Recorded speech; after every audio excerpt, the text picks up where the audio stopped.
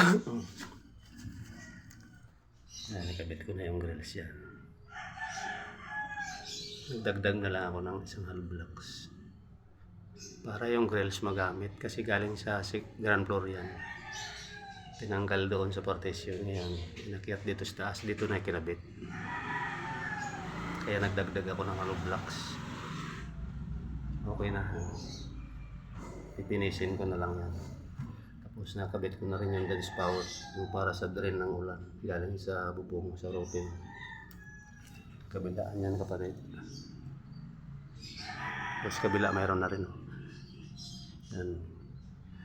Kailangan mag-iingat kasi malapit na sa Meralco yan. Wire ng Meralco yan eh.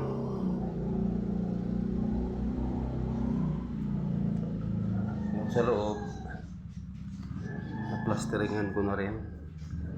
Kapiraso itong pinakahuli kasi masikip yan. Pero tapos na plasteringan ko na. Yan. Kasi tinaas yung bubong. Extension kasi ito. Sa second floor yan.